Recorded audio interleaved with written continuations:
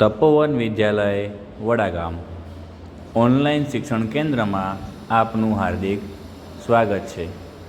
ધોરણ 8 વિષય વિજ્ઞાન. પ્રકરણ નંબર 1 પાક ઉત્પાદન અને વ્યવસ્થાપન.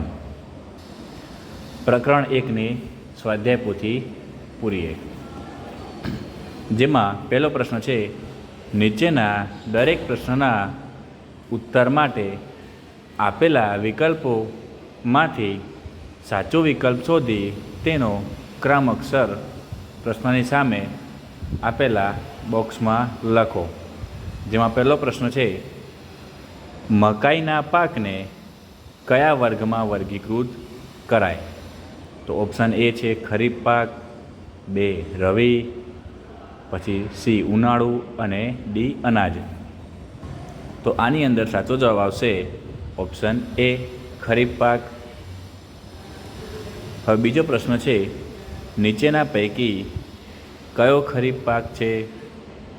તો અહીંયા આગળ ઓપ્શન આપેલ છે ડાંગર, ચણા, વટાણા અને અળસી, જેમાંથી સાચો જવાબ છે એ ડાંગર. ત્રીજો પ્રશ્ન છે, ઘઉં અને ચણાને નીચેના પૈકી કયા વર્ગમાં વર્ગીકૃત કરાય? ઘઉં અને ચણા, જે આવશે રવિ પાક, જે શિયાળામાં લેવામાં આવે છે. જમીનને ખેડવા માટે વપરાતું પરંપરાગત સાધન કયું છે? ઓપ્શન એ વાવણીઓ, ઓપ્શન બી ઓરણી, ઓપ્શન સી ખુરપી અને ઓપ્શન ડી હળ. તો હળ જે છે તે જમીનને ખેડવા માટે વપરાય છે, તો જવાબ આવશે ઓપ્શન ડી હળ. પાંચમો પ્રશ્ન, ખેતરની જમીનને સમથળ કરવા તથા માટીના ડેફા ભાંગવા કયું સાધન વપરાય છે? ઓપ્શન એ દાંતી, બી હળ, સી સમાર અને ડી હાર્વેસ્ટર. તો અહીંયા આગળ જુઓ તો સમાર જે છે તેનાથી માટીના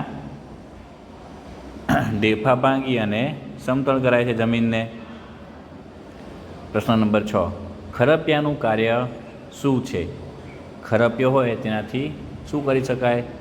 તો એ જમીનને સમતળ કરવાનું, જમીનને ખેડવાનું, બીજની વાવણી કરવાનું, નીંદણ દૂર કરવાનું. તો ખરપિયો હોય તેનાથી પાકની આજુબાજુ રહેલું નીંદણ તેનાથી દૂર કરી શકાય, તો જવાબ આવશે ઓપ્શન ડી. પ્રશ્ન નંબર 7, નીચેનામાંથી કયું કુદરતી ખાતર નથી? ઓપ્શન નંબર એ કમ્પોસ્ટ, બી ખોળનું ખાતર, સી છાણિયું ખાતર અને ડી યુરિયા ખાતર. તો આનો સાચો જવાબ આવશે ઓપ્શન ડી યુરિયા. આઠમો પ્રશ્ન, નીચેનામાંથી કયું કૃત્રિમ ખાતર નથી? તો અહીંયા આગળ option A urea, B NPK, C super phosphate અને ડી વર્મી કમ્પોસ્ટ. તો આની અંદર સાચો જવાબ આવશે ડી વર્મી કમ્પોસ્ટ, કારણ કે તે કુદરતી ખાતર છે. 9, સિંચાઈની કઈ પદ્ધતિમાં પાણીનો વ્યય ઓછો થાય છે? તો પાણી ઓછું વપરાય, ઓછું બગડે, તો એવી કઈ પદ્ધતિ છે? તો ક્યારા પદ્ધતિ, ધોળિયા પદ્ધતિ, ટપક પદ્ધતિ કે ફુવારા પદ્ધતિ.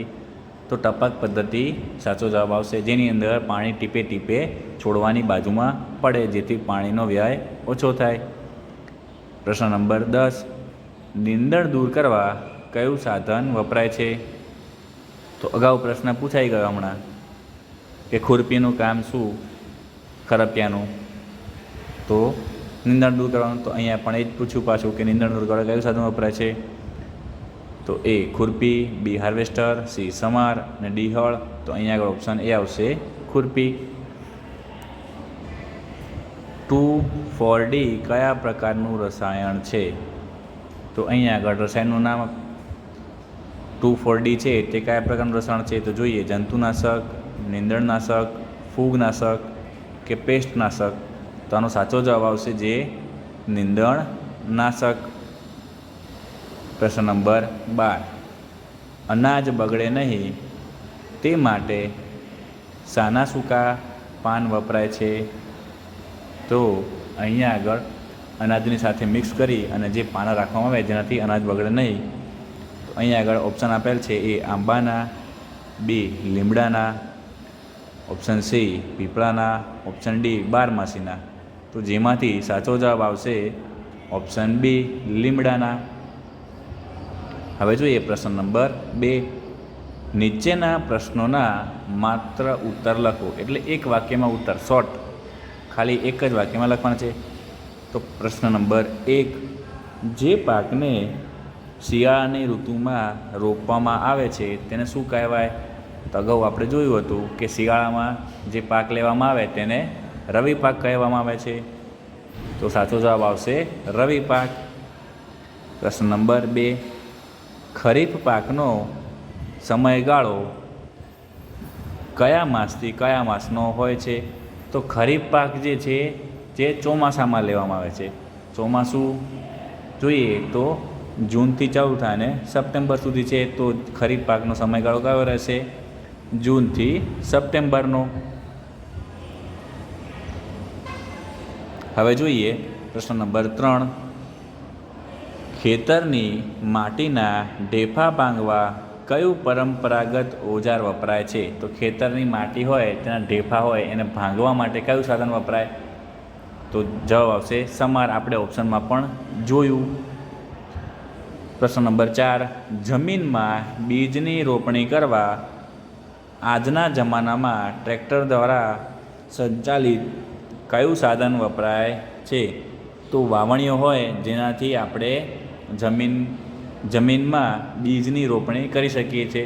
તો તમે જોયું હશે કે મગફળી વાવવા માટે વાવણીનો ઉપયોગ થાય, પછી સોયાબીન વાવવા માટે વાવણીનો ઉપયોગ થાય.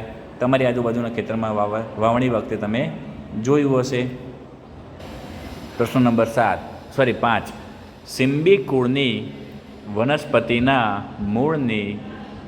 મૂળ ગંડિકાઓમાં રહેલા કયા બેક્ટેરિયા જમીનમાં નાઇટ્રોજનનું સ્થાપન કરે છે?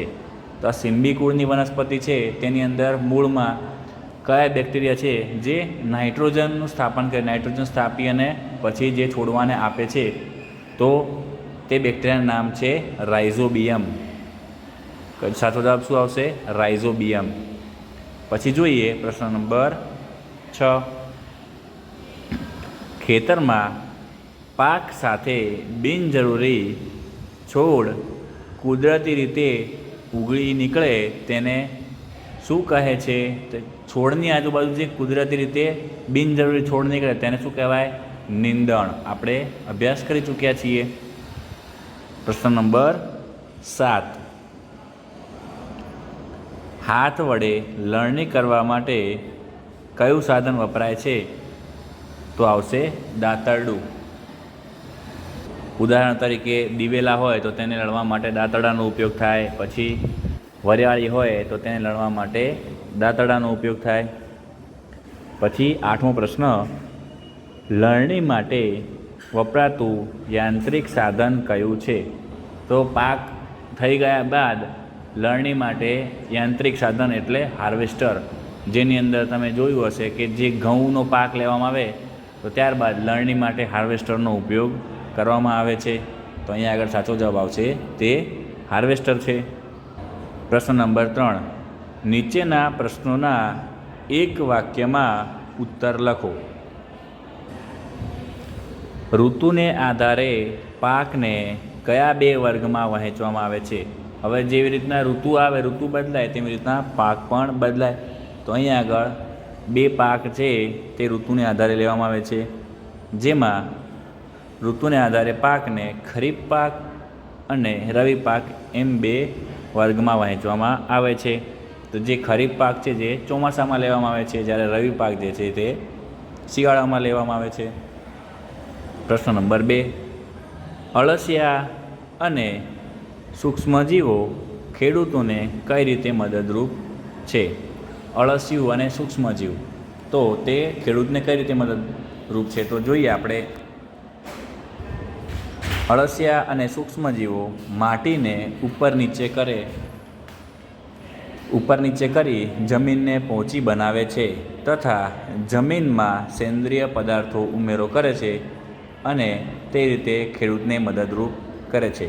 હવે જેમ પાક લઈએ તો જે ઉપરની જમીન હોય તે કડક બની જાય અને તેની જે ફળદ્રુપતા હોય તે ઘટી જાય, અને અળસિયું હોય તે જમીનને ઉપર નીચે કરે તો નીચેની જમીન જે ફળદ્રુપ હોય તે ઉપર આવે અને ઉપર નીચે જાય.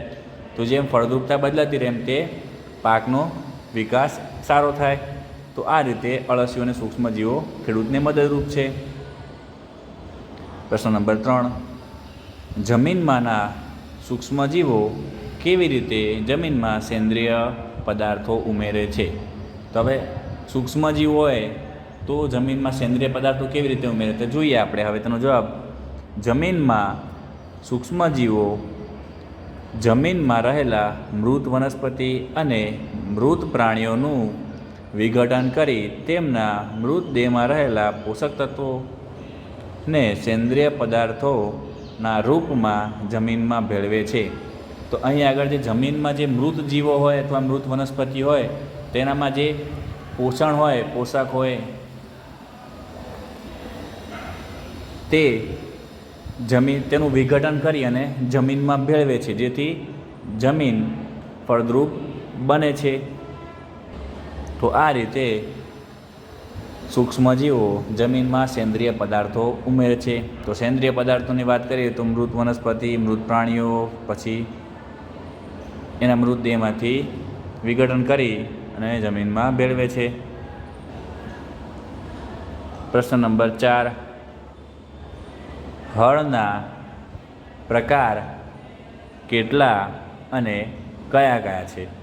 તો હળના પ્રકાર જોઈએ તો હળના ટોટલ 2 પ્રકાર છે, જેમાં લાકડાનું હળ અને લોખંડના હળનો સમાવેશ થાય છે.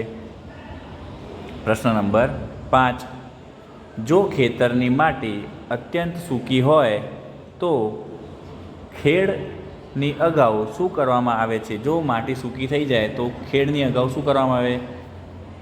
તો તેનો જવાબ છે, જો ખેતરની માટી અત્યંત સૂકી હોય તો ખેડની અગાઉ પાણી આપવામાં આવે છે. સૂકી માટીને ભીંજાવવા માટે પાણીની જરૂર પડે છે, જેથી ખેડ સારી થાય. પ્રશ્ન નંબર 6, વાવતી વખતે બીજ જમીનમાં ઢંકાયેલું શા માટે રહેવું જોઈએ?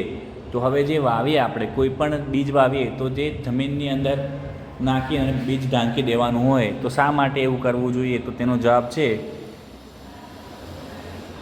વાવતી વખતે બીજ જમીનમાં ઢંકાયેલું રહે તો પક્ષીઓ દ્વારા બીજને થતું નુકસાન અટકે છે. તેથી બીજને ઢાંકવામાં આવે છે. સમારનો ઉપયોગ શો છે? તો અહીંયા આગળ સમારની વાત કરીએ. પ્રશ્ન નંબર 7, સમારનો ઉપયોગ શો છે? તો અગાઉ આપણે ચર્ચા કરી કે સમારનો ઉપયોગ ખેતરની જમીનમાં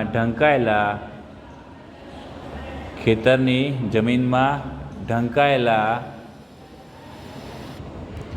મોટા ઢેફા હોય તેને તોડવા માટે અથવા ભાંગવા માટે અથવા જમીનને સમતળ કરવા માટે થાય છે. અને જમીનને સમતળ અને મોટા ઢેફા ભાંગવામાં સમારનો ઉપયોગ થાય છે. હવે જોઈએ પ્રશ્ન નંબર 8, જમીનમાં કુદરતી ખાતર ઉમેરવાનું હોય તો તેને જમીનને ખેડતા પહેલાં નાખવું જોઈએ. શા માટે? હવે કુદરતી ખાતર નાખવાનું હોય તો જમીનને ખેડતા પહેલાં નાખવું જોઈએ. તો તેનું કારણ જોઈએ, જમીન ખેડતા પહેલાં કુદરતી ખાતર નાખવાથી જમીનમાં કુદરતી ખાતરનું સંમિશ્રણ વ્યવસ્થિત રીતે થઈ શકે. હવે જમીનને ખેડતા પહેલાં કુદરતી ખાતર આપણે ઉપર નાખી દઈએ જમીનની ઉપર, તો જ્યારે ખેડ થાય ત્યારે ઉપરની જમીન નીચે જાય અને નીચેની જમીન ઉપર આવે તો જે ખાતર છે જે જમીનમાં સરખી રીતે મિક્સ થઈ જાય, જેથી જમીનને પોષણ મળે, જેથી પાકની વૃદ્ધિ સારી થાય. NPK ખાતર એટલે શું? તો ચાલો NPK ખાતરનું ફૂલ ફોર્મ જોઈએ. જે ખાતરમાં નાઇટ્રોજન, ફોસ્ફરસ અને પોટેશિયમ તત્વો હોય તેવા ખાતરને એનપીકે ખાતર કહે છે. તો એનપીકે ખાતર હોય છે જેનું નામ નાઇટ્રોજન, ફોસ્ફરસ અને પોટેશિયમ છે. 10મો પ્રશ્ન, સિંચાઈના સ્ત્રોત જણાવો. તો સિંચાઈ એટલે પાણી ક્યાંથી મળે આપણને? તો જેમાં કૂવો, પછી બોર કૂવાઓ, તળાવો, સરોવર, નદીઓ, બંધ અને નહેરો સિંચાઈના સ્ત્રોત છે. કૂવાઓ, બોર કૂવાઓ, તળાવો, સરોવર, નદી, પાણી, બંધ અને નહેરો, જ્યાંથી આપણને પાણી મળે છે. 11મો પ્રશ્ન, સિંચાઈની આધુનિક પદ્ધતિઓ જણાવો. તો સિંચાઈની આધુનિક પદ્ધતિઓમાં ફુવારા અને ટપક સિંચાઈ પદ્ધતિ છે. અત્યારની જે પદ્ધતિ છે તેમાં ટપક અને ફુવારા પદ્ધતિ, જે સ્પ્રિંકલર ફેરવે છે એ ફુવારા પદ્ધતિ. પ્રશ્ન નંબર 12, નીંદણનાશકનો છંટકાવ ક્યારે કરવો જોઈએ? હવે નીંદણનાશક જે એનો મતલબ કે નીંદણ ઉગે ત્યારે તેનો નાશ કરવા માટે જે વસ્તુ વપરાય તેને નીંદણનાશક કહેવાય. તો નીંદણનાશકનો ઉપયોગ ક્યારે કરવો જોઈએ? તો નીંદણના વાનસ્પતિક વૃદ્ધિના સમયે પુષ્પ અને બીજ બનતા પહેલાં નીંદણનાશકનો છંટકાવ કરવો જોઈએ.